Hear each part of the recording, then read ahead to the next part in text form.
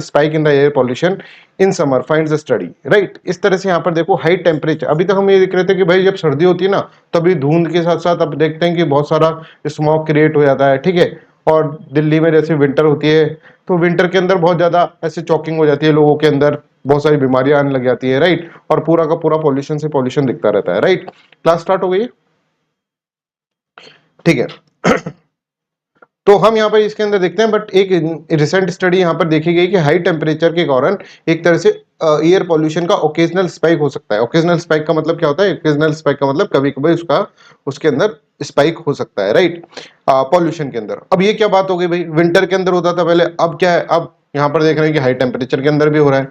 तो इसको समझने के लिए हमें थोड़ा सा रिसर्च करना पड़ेगा, ठीक है, थोड़ी सी चीजें समझनी पड़ेंगी, राइट। देखो भाई दो चीजें होती है, एक प्राइमरी पॉल्यूटेंट, एक सेकेंडरी पॉल्यूटेंट है।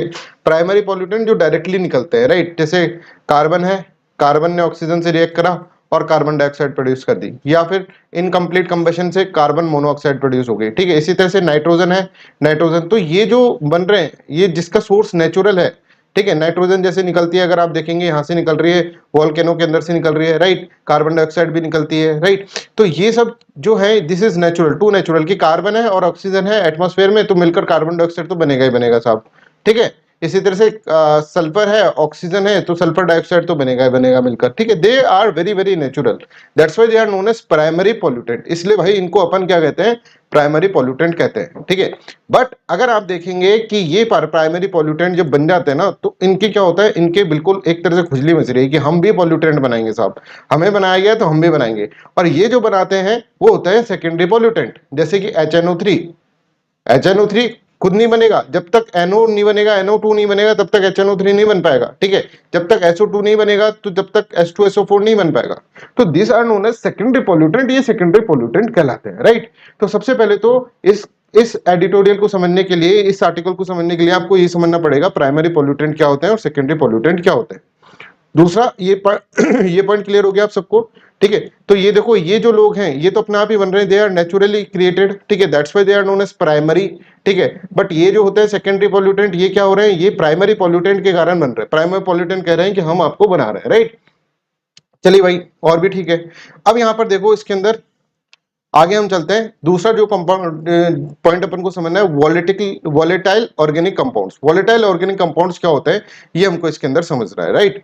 तो वॉलेटाइल ऑर्गेनिक कंपाउंड्स क्या होते हैं? ये एक तरह से इस तरह के पॉल्यूटेंट होते हैं, ठीक है। ये इस तरह के कंपाउंड होंगे, ऐसे समझो, ऐसे कंपाउंड है ये, जिसके अंदर क्या है, जो कि केमिकल्स हैं जिसके अंदर, ठीक है, केमिकल्स हैं। और वो एकदम से जैसे ही आएगा कंपाउंड बना वॉलेटिकली और ऑर्गेनिक कंपाउंड, तो वो इवेपोरेट हो जाता है, वो बहुत ही वॉलेटाइल है ना। वॉलेटाइल ऑर्गेनिक कंपाउंड है ना, तो बहुत ही वॉलेटाइल है साहब। वॉलेटाइल होता है तो मतलब कि रूम टेम्परेचर पे ही वो इवेपोरेट हो जाएगा, राइट। जैसे कि फॉर एग्जांपल फॉर्मल्डिहाइड है, फॉर्मल्डिहाइड जो है वो इवेपोरेट हो जाता है, जो कि पेंट में यूज होता है। जब पेंट हो रहा होता है घरों के अंदर, तब आपका देखते हैं ना कि जुकाम लग गई, नाक खराब हो गई, है ना, खांसी आने लग गई, वो किसके कारण होती है? फॉर्मल्डिहाइड। फॉर्मल्डिहाइड एक केमिकल यूज होता है, ठीक है, पेंट के अंदर, राइट।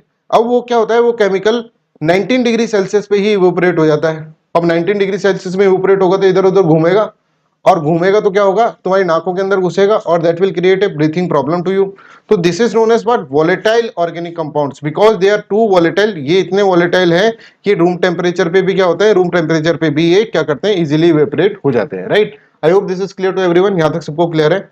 तो volatile organic compounds, group of carbon based chemicals that easily evaporate at the room temperature, for example formaldehyde का ये मैंने दे रखा है। ये कहीं पे भी इंडियन एक्सप्रेस में नहीं लिख रखा, पर हमको इस एडिटोरियल को समझाने के लिए एक रिसर्च करना पड़ेगा। तो दिस इज रिसर्च पोर्शन की वोलेटाइल ऑर्गेनिक कंपाउंड क्या होता है, पहले मैं आपको ये समझा दूं, फिर मैं एक और आपको समझा दूं कि प्राइमरी पॉल्यूटेंट्स जो होते हैं, ठीक है, ये वॉलेटाइल कंपाउंड्स के साथ मिलकर in the presence of sunlight, sunlight की प्रेजेंस में they form what? They form secondary pollutant. वो सेकेंडरी पॉल्यूटेंट यहां पर फॉर्म कर देते हैं, ठीक है।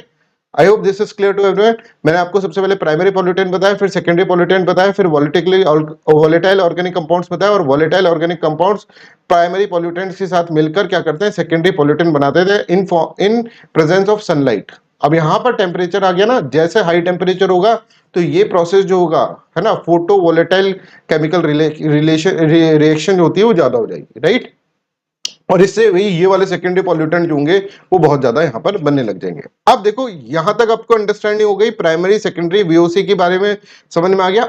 अब जो आप समझोगे ना वो एडिटोरियल के अंदर अब लिखा हुआ है। अब अगर आपको ये सब नॉलेज नहीं होती तो आप नहीं समझ पाते। तो देखो यहाँ पर लिख रहा है, even as the air quality remain poorest during the winter, winter के टाइम पर क्यों फोटोकेमिकल स्मोक बन जाता है, इसलिए एयर क्वालिटी विंटर के टाइम पे बहुत खराब रहती है। बट समर टाइम पर भी अब एयर क्वालिटी जो है वो खराब होती है। हाई टेम्परेचर के अंदर एयर क्वालिटी के ऊपर इन्फ्लुएंस होता है because occasional spike in the level of particulate matter 2.5। Particulate matter 2.5 बहुत छोटे होते हैं, बहुत छोटे मटेरियल होते हैं, राइट। पार्टिकुलेट मटेरियल्स, ठीक है, वो इतने छोटे होते हैं कि हमको कहीं दिखेंगे नहीं। आप कहेंगे कि सर हमको तो नहीं दिखते पार्टिकुलेट, क्यों? वो दिखेंगे नहीं। कितने छोटे होते हैं ये बताने के लिए ये देखो, अपना एक बाल लो, ये बाल है आपका, ठीक है। इस बाल के अंदर आप देखिए, अगर आप देखेंगे ये जो है इस तरह के PM10 यहां पर डाल रखे हैं, पार्टिकुलेट मटेरियल 10, ठीक है। और इस पार्टिकुलेट मटेरियल 10 के अंदर भी देखो, ये देखो इतना छोटा सा पार्टिकुलेट मटेरियल 2.5 है। तो आप सोच कर देखो कि एक बाल के अंदर इतने सारे पार्टिकुलेट मटेरियल्स अपन इसके स्फीयर के अंदर डाल सकते हैं, राइट। तो ये सोचो पार्टिकुलेट मटेरियल 10 कितने कम होंगे, और उनके अंदर भी बहुत सारे हम क्या कर सकते हैं, बहुत सारे हम 2.5 डाल सकते हैं। तो इसका मतलब क्या है, ह्यूमन हेयर 50 से 70 माइक्रोमीटर का होता है, ठीक है, जबकि ये होता है 2.5 माइक्रोमीटर का, ठीक है, माइक्रोन्स का, राइट। तो इतना छोटा ये होता है। ह्यूमन हेयर की कंपैरिजन में समझोगे, समझ में आएगा, अरे भाई बहुत ही छोटा है, ये दिखना तो दूर, ये कब हमारे शरीर के अंदर घुस जाए हमें नहीं समझ में आएगा, राइट। तो अब देखो These spikes are caused, अब जो मैंने आपको पढ़ाया है वो आप समझेंगे, जो हमने रिसर्च कराया उसके बारे में आप समझेंगे। Are caused when during high temperature volatile organic compounds and nitrogen oxide, जैसे मैंने आपको बताया था, react to form the secondary pollutant। ये है स्टडी, समझ में आ रहा है। तो तुम एग्जाम में लिख सकते हो ड्यूरिंग समर आल्सो क्या होता है कि किस तरह से टेम्परेचर के इंक्रीज होने के कारण पॉल्यूशन इंक्रीज हो जाता है, एयर पॉल्यूशन इंक्रीज हो जाता है। क्यों हो जाता है? Because volatile organic compounds react कर जाते हैं, नॉक्स वॉक्स से, इनसे रिएक्ट कर जाते हैं प्राइमरी पॉल्यूटेंट से, और क्या करते हैं, सेकेंडरी पॉल्यूटेंट बना देते हैं। सेकेंडरी पॉल्यूटेंट जैसे पार्टिकुलेट मटेरियल, जैसे पॉली अक्राइल नाइट्रेट्स, ठीक है, ये सब चीज क्या होता है, ये इसके अंदर बना देते हैं। तो VOC nitrogen oxides are emitted in the vehicular pollution, ठीक है, they are the primary pollutant, nitrogen oxide, industrial activities and through the vehicle fuels and the solvents, और उसके कारण इस तरह से हो जाता है। तो देखो भाई, extreme temperature can enhance the photochemical reaction that can lead to the formation of various secondary pollutant while also influencing atmospheric stability and pollutant dispersion. तो एक यूपीएससी के अंदर इस तरह का प्रीलिम्स का क्वेश्चन आ सकता है। भाई ये बिल्कुल ध्यान रखना, क्वेश्चन कैसे आएंगे ये हमेशा दिमाग में चलाते रहना जब भी आप पढ़ रहे हैं, कोई भी चीज पढ़ रहे हैं। तो प्रीलिम्स के अंदर ये क्वेश्चन आ सकता है कि जब टेम्परेचर इंक्रीज करते हैं तो पॉल्यूशन इंक्रीज हो जाता है, बिकॉज ऑफ व्हाट रीजन। और उसके अंदर 4 ऑप्शन आपको दे रखे होंगे, आपको क्या टिक करना है, आपको ये टिक करना है कि VOC वोलेटाइल ऑर्गेनिक कंपाउंड जो होते हैं जब रिएक्ट कर जाते हैं प्राइमरी पॉल्यूटेंट से, then it form the secondary pollutants. और ये जो रिएक्शन होती है ये एक तरह से सनलाइट की प्रेजेंस में होती है, तो जितना ज्यादा टेम्परेचर होगा उतने अच्छे से ये रिएक्शन हो पाएगी। दैट्स वाई क्या होता है कि समर के टाइम पर भी, सनलाइट के टाइम पर भी आप देख रहे हैं क्या हो रहा है, पॉल्यूशन इंक्रीज हो रहा है। I hope this is clear to everyone, this is how you have to understand the newspaper. अब देखो आप यहाँ पर ये समझ कर देखो, अगर हम ये नहीं समझे होते अभी, है ना, रिसर्च वर्क वाला ये पोर्शन नहीं समझे होते तो हमें ये एडिटोरियल समझ में नहीं आता, और फिर हम कहते हैं